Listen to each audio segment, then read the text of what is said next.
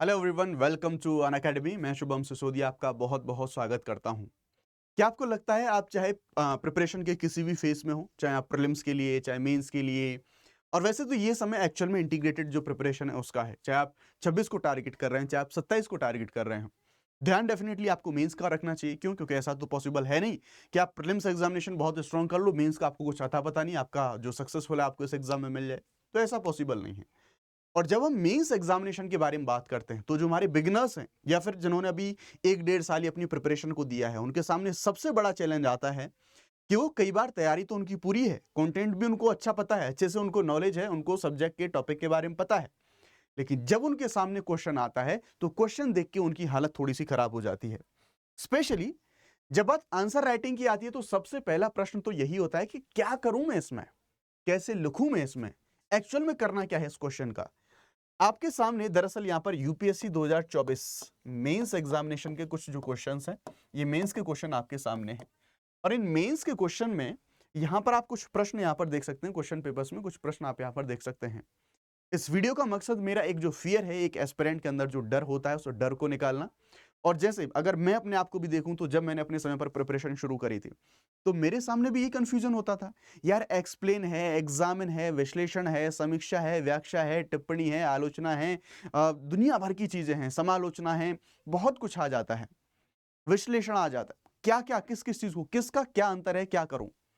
और कई बार एस्पिरेंट के बीच में इनसे एक जो बड़ा खौफ है, बड़ा खौफ हमें देखने को मिलता है एस्पिरेंट्स के बीच में, इन सारे टेल एंडर जो वर्ड्स हैं इनको देख के। टेल एंडर वर्ड्स मतलब यानी कि आप यहां पर कुछ प्रश्न देख पा रहे हैं और प्रश्नों के अंत में जो आपसे क्वेश्चन की डिमांड करी गई है उनके बारे में बात कर रहा हूं। और इन्हीं सारी समस्याओं को एकदम आसान भाषा में, एकदम इजी लैंग्वेज में आपको यहां पर इंटरप्रेट करके समझाने वाला हूं कि किसी शब्द का मतलब, यानी कि जस्ट फॉर एग्जांपल आप यहां पर एक क्वेश्चन देखिए, ये जीएस पेपर 2 2024 का क्वेश्चन पेपर है मेंस एग्जामिनेशन का।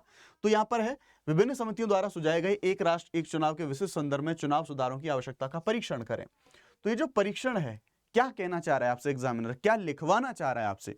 सी, अगर अभी नहीं तो आपको अल्टीमेटली मेंस एग्जामिनेशन आपको लिखना ही है, और ये समय वो है जब आपको मेंस की प्रिपरेशन भी करनी है, आपको आंसर राइटिंग प्रैक्टिस भी करनी होती है अपनी प्रिपरेशन में साथ में। लेकिन उसके लिए आपका ये जानना जरूरी है कि इन वर्ड्स का मतलब क्या है। ये जो आतंक या फिर जो भय बना रहता है, इस भय को समाप्त करने की हम यहाँ पर कोशिश करते हैं। उसी तरह से आप यहाँ पर देख सकते हैं कि यहाँ पर बोला गया है, अलग अलग क्वेश्चंस में आप यहाँ पर देखेंगे स्पष्ट कीजिए, यहाँ पर आप देखेंगे टिप्पणी कीजिए, यहाँ पर आप देखेंगे कि स्पष्ट कीजिए, अगेन यहाँ पर फिर से स्पष्ट करने की बात आई है, यहाँ पर फिर से टिप्पणी कीजिए। तो ऐसे अलग अलग, अब इंग्लिश में भी हमें यहाँ पर कुछ चीजें देखने को मिलेंगी, जैसे हमें अलग अलग चीजें यहाँ पर एग्जामिन, यानी कि एग्जामिन को यहाँ पर परीक्षण बोला गया है। मेरा उद्देश्य यहां पर सिंपल सा ये है कि एकदम आसान भाषा में टू द पॉइंट आपको ये समझाने की कोशिश करूं कि ये जो आतंक है इन शब्दों का, इन्हें कई बार हम हिंदी में पुछल्ले शब्द भी बोल देते हैं, तो इनका जो आतंक है, इस आतंक को समाप्त करते हैं और आसान भाषा में समझते हैं कि इन वर्ड्स का मतलब क्या है। आप अगली बार से जब भी प्रश्न लिखें तो आपको इस प्रश्न की डिमांड को समझना है कि इस एग्जामिनेशन में, मेंस एग्जामिनेशन में आपसे इस क्वेश्चन की डिमांड क्या है, आपको इस क्वेश्चन के अंदर क्या लिखना है। ठीक है, चलो नाउ शुरू करते हैं। सबसे पहले तो सबसे पहले मैंने शुरुआत करी है, जब भी हमारे एग्जामिनेशन में जो क्वेश्चंस आते हैं उनका सबसे इजी पार्ट जो होता है, कि सबसे इजी जो आस्किंग होती है, सबसे इजी जो क्वेश्चन में पूछा जाता है, वो इसको आपको बहुत एकदम आसान भाषा में लेना है, आसान तरीके से चीजों को देखना है। तो यहाँ पर कुछ इंग्लिश के शब्द हैं और यहाँ पर कुछ हिंदी के शब्द हैं, और इन सभी को मैंने एक ही श्रेणी में यहाँ पर रखा है। इसका मतलब यह है कि इनमें से कोई भी शब्द आए, आपको काम एक ही करना है, वो जो मैं आपको आगे बताने वाला हूं। इंग्लिश में कुछ और, यहाँ पर हिंदी में कुछ और, इनकी जो आपका जो यहाँ पर जो ट्रांसलेशन है वो आपको यहाँ पर ये देखने को मिलेगा। जैसे अगर आप यहाँ पर बात करेंगे, यहाँ पर सबसे पहले दिया गया है एक्सप्लेन। किसी भी क्वेश्चन में लास्ट में एक्सप्लेन लिखा आ जाए या फिर हिंदी में व्याख्या लिखा आ जाए, एलोबरेट लिखा आ जाए जिसे विस्तार कहेंगे हिंदी में, एलुसिडेट लिखा जाए यानी कि जिसे हम सरलीकरण कहेंगे, इलिस्ट्रेट लिखा जाए जिसे हम विशदीकरण कहेंगे, क्लैरिफाई लिखा जाए इसे हम स्पष्ट कीजिए लिखेंगे, थ्रो लाइट ऑन लिखा जाए जिसे हम प्रकाश डालिए लिखेंगे। अगर पूरी की पूरी इस कैटेगरी में से कोई भी क्वेश्चन आपके एग्जामिनेशन में या फिर आपके एग्जामिनेशन के क्वेश्चन में कोई भी ऐसा वर्ड दिखता है, तो आपको क्या करना है, क्या एक्चुअल में आपको उसके बारे में लिखना है। तो आप यहां पर देखेंगे, सिंपल सी बात है, यहां पर सबसे इजी टाइप का ये क्वेश्चन होता है। तो इसमें आपको कुछ भी नहीं करना, सिंपल से इस कथन की सीधे सीधे तरीके से आपको जो व्याख्या कर देनी है, सीधे तरीके से उस कथन को आपको यहां पर समझा देना है। उसके साथ साथ ध्यान रखिएगा, जो पूछा जा रहा है सिर्फ वो समझाना है और इधर उधर कुछ भी नहीं करना, ना कुछ जोड़ना, ना कुछ घटाना, ना कुछ आलोचना करनी, कुछ भी नहीं। जिसके बारे में पूछा गया है बस उसके बारे में लिख देना, दैट्स इट, कहानी खत्म। कुछ भी नहीं करना, सबसे इजी फॉर्म होती है क्वेश्चन की, सिंपल सी चीज यहां पर यह है। दूसरी जो श्रेणी आती है उसके बारे में हम बात करें तो आपको यहां पर देखने को मिलेगा कुछ टर्म्स अलग अलग। डिस्क्राइब, जिसको हिंदी में कहेंगे विवरण या फिर वर्णन। दूसरा डिस्क्रिप्शन, जिसे हम विवरण या फिर वर्णन कहेंगे। और उसके बाद तीसरा यानी कि एनुमरेट यानी कि गिनाना। और अगला हमारा इंडिकेट यानी कि सूचित संकेतित करना। और ब्रिंग आउट यानी कि उल्लेख करना। ये सारे के सारे एक ही कैटेगरी के हैं, यानी कि इनमें से कोई भी शब्द दिखे तो आपको करना क्या है, दरअसल इनमें जो ऑब्जेक्टिविटी के साथ में चीजों को बताना है। ऑब्जेक्टिविटी का मतलब ये होता है, जस्ट फॉर एग्जांपल, यानी कि यहां पर मैं बात कर रहा हूं वस्तुनिष्ठता के बारे में। ऑब्जेक्टिविटी का मतलब ये, स्ट्रेस नहीं लेना, बिल्कुल भी ध्यान रखेंगे ऐसे क्वेश्चंस में भी, क्योंकि ये व्याख्या का अगला स्टेज है। यहां पर अगर हम बात करें तो सिंपल सी बात ये, अगर मैं यहां पर ये कह रहा हूं ऑब्जेक्टिविटी है, ऑब्जेक्टिविटी का मतलब यहां पर ये है कि जो है सो है, सिंपल सी बात है, सच है। अगर मैं कह रहा हूं कि सूरज पूरब में उग रहा है तो इसका मतलब सूरज पूरब से ही उग रहा है, इसमें कोई इधर उधर की बात नहीं करनी हमें। एग्जैक्टली जो ऑब्जेक्टिविटी है इसमें वो बनी रहेगी। अपनी तरफ से अपना कोई भी पर्सनल ओपिनियन ऐसे आंसर में हमें ड्रॉप नहीं करना, सिंपल सी बात यहां पर मैं बताऊं तो ये इन सब चीजों के अंदर हमें इन चीजों का एड ऑन करना है। उसके बाद तीसरा पोर्शन जिसमें सबसे ज्यादा लोग परेशान हो जाते हैं, कई बार दुखी हो जाते हैं, उसके बारे में हमें समझना है। क्या है वो तीसरा पोर्शन? वो तीसरा पोर्शन है criticize, critical evaluate, critical examine, critical comment. और आज के समय पर ऐसे क्वेश्चंस की भरमार हमें काफी ज्यादा देखने को मिलती है। अब यहां पर जो कीवर्ड है, वो कीवर्ड क्या है हमारा? वो कीवर्ड है हमारा ये क्रिटिसाइज। इस पर हमें फोकस करना है, ध्यान रखिएगा ना। हिंदी में इसका क्या मतलब आएगा? आलोचना, समीक्षा, समालोचना। इन सब शब्दों को एक कैटेगरी में मैंने रखा है, यानी कि जहां भी सारे शब्द ये दिख जाएं उनमें आपको बस एक ही काम करना है। क्या? सबसे पहली बात तो क्रिटिसाइज का मतलब क्या है? क्रिटिकल एनालिसिस जिसे बोलते हैं, यानी क्रिटिकली एनालिसिस हमें होना है। क्या इसका मतलब है? तो सिंपल सी बात है, पहली बात तो बहुत ज्यादा दोस्त भावुक नहीं होना। क्रिटिकल होने का सिंपल सा मतलब है आपको एक जो तार्किक बुद्धि है उसका इस्तेमाल करना है। और तार्किक बुद्धि क्या करती है? तार्किक बुद्धि सही और गलत को पहचानती है। यानी कि आपको आपकी नजरों के सामने जितने चश्मे हैं उन सभी चश्मों को उतार देना है और एकदम तार्किक होकर तथ्यों के आधार पर, प्रमाणों के आधार पर सही और गलत का परीक्षण करना है। यानी कि अगर मैं क्रिटिकल की बात करूं, मैं एनालिसिस की बात करूं, तो सिंपल सी बात है, अगर मैं आपसे कहूं कि आप मुझे क्रिटिसाइज कीजिए या फिर आप मेरा क्रिटिकली एनालिसिस कीजिए, तो आप क्या है, आप कुछ मेरी बुराइयां बताएंगे, कुछ आप मेरी अच्छाइयां बताएंगे। हाँ, एक चीज हो सकती है इसमें, यदि अगर हम यहां पर क्रिटिकल एनालिसिस की बात आए तो क्योंकि यहां पर आलोचना हो रही है, तो आलोचना में आप क्या कर सकते हैं? आलोचना में जो नेगेटिव बिंदु हैं, यानी कि जो नकारात्मक बिंदु हैं, उन पर आप थोड़ा सा जोर ज्यादा दे देंगे।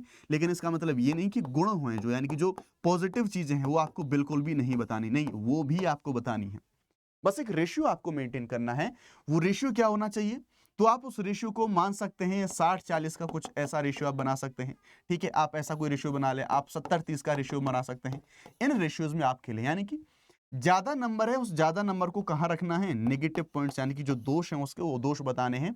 थोड़ा सा गुण भी बताने हैं, ऐसी बात नहीं है। और अंत में जब कंक्लूजन के बारे में बात करेंगे तो उसे पॉजिटिव एंड पर छोड़ना है, ध्यान रखिएगा उस चीज को। तो सिंपल सी बात, क्रिटिकल एनालिसिस इवैल्यूएशन के बारे में अगर हम बात करें तो सबसे पहले मेरे दोस्त ये ध्यान रखना है कि इसमें सबसे पहले आपको बिल्कुल भी भावनात्मक नहीं होना है। जिस भी मुद्दे के बारे में पूछा जा रहा है, सभी चश्मे हटा के अपनी नजरों के सही क्या है, गलत क्या है, प्रमाण क्या है, तथ्य क्या है, उन सभी के सामने चीजों को प्रस्तुत करके, यानी कि भावनात्मक नहीं होना, किसी भी चीज का अंध विरोध नहीं करना और अंध समर्थन नहीं करना, चाहे आपका पर्सनल ओपिनियन फिर कुछ भी है आंसर के अंदर। और उसे सिंपल सी बात क्रिटिकली एनालिसिस करना है, यानी कि गुण और दोष बताने हैं। दोषों का जो थोड़ा सा आप भार है वो ज्यादा रख सकते हैं, क्योंकि यहां पर क्रिटिसाइज की बात यहां पर करी जा रही। ठीक है, अब मैं आपको आगे बात करूंगा, इसी से मिलता जुलता एक और टर्म है जिसे मूल्यांकन कहेंगे।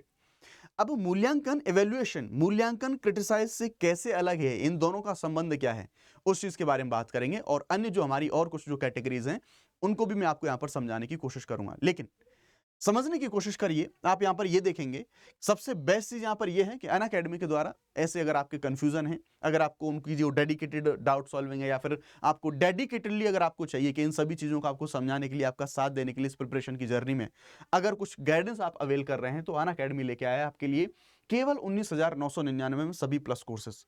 और इन सभी प्लस कोर्सेज में ध्यान रखिएगा, आपको मैक्सिमम डिस्काउंट अभी मिल रहा है 19,999 में। आपको 12 महीने तक का जो फ्री एक्सटेंशन है आप वो भी ले सकते हैं। यहाँ पर आपको prelims, mains, interview, GS, CSAT, test series, answer writing, mentorship, सब कुछ आपको अनअकैडमी के प्लेटफॉर्म पे मिल जाता है। ये ध्यान रखिएगा। अगर इन बैचेस के बारे में तो मैं आपको बताऊंगा, सारे बैचेस स्टार्ट हो चुके हैं अभी रिसेंटली। अब अगर आपको मैक्सिमम डिस्काउंट चाहिए तो आपको शुभ 50 कोड लगाना होगा। स्टिल आपको कोई भी कैसा भी इशू है, this is my official mail, आप यहां पर इस मेल के थ्रू मुझे रीच आउट कर सकते हैं। अगर आपको कोई भी कैसा भी डाउट है, कोई कोर्स परचेज करना है, तो आप यहां पर मुझे रीच आउट कर सकते हैं।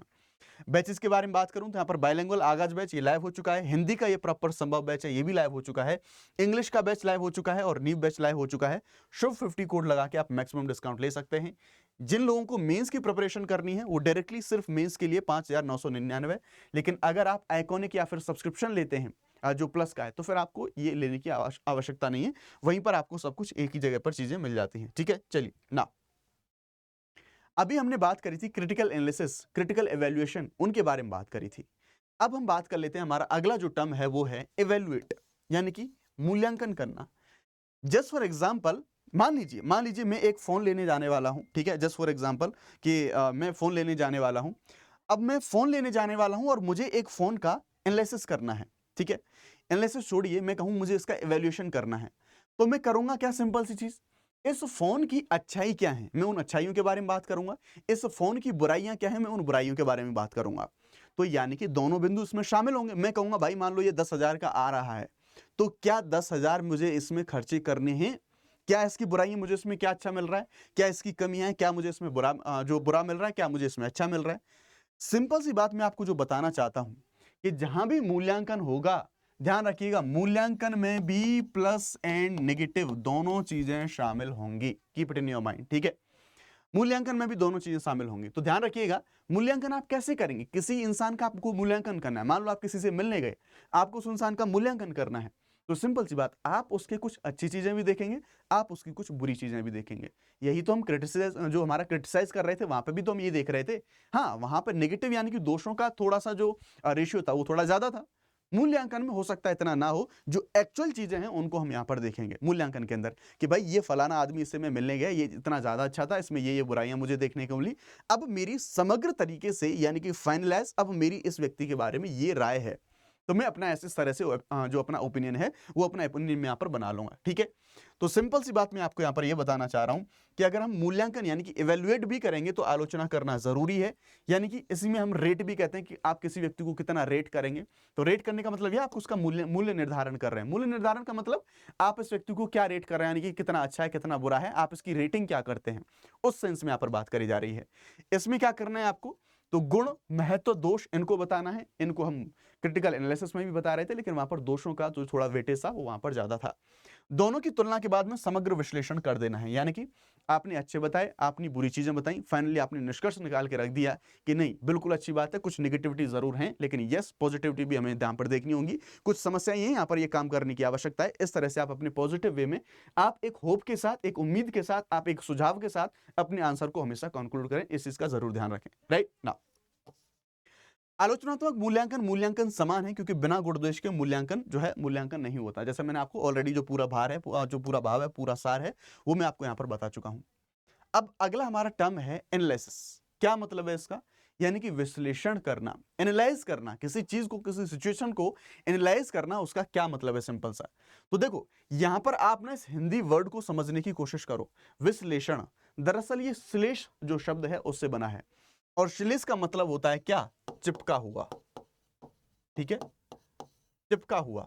और यहां पर वे का मतलब है यानी कि अलग करना, ठीक है, और ना जिसको हम बोलते हैं वो है, यानी कि सिंपल सी बात है, एक प्रक्रिया होती है ना, समझने की कोशिश करो।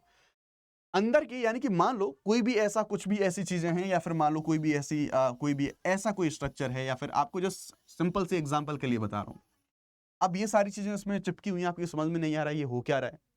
तो इन सभी चिपकी हुई चीजों को निकाल के अलग करना, पृथक करना, और अच्छे तरीके से उन सभी चीजों को समझा देना, ये तो विश्लेषण है। एक्चुअल में यहाँ पर अंदर के जो चिपके हिस्से हैं उनको अलग करना, उनको अलग अलग सेपरेट तरीके से आपको उस आंसर में समझाना है। और आप अगर नहीं भी समझा पा रहे हैं, अगर आपको उसकी लैंग्वेज में समस्या आ रही है, तो go with the easiest way. और वो इजीएस्ट वे क्या हो सकता है, वो इजीएस्ट वे है उस प्रश्न को तोड़ने की कोशिश करिए, और उसमें उसको उस माध्यम से जवाब देने की कोशिश करिए कि अगर कोई कॉन्सेप्ट, कोई टॉपिक पूछा गया है तो वो क्या है, वो क्यों है, वो कैसे है, वो कब है। यानी कि WH फैमिली का आप यहां पर इस्तेमाल कर सकते हैं इस वाली चीजों को इंटरप्रेट करने के लिए।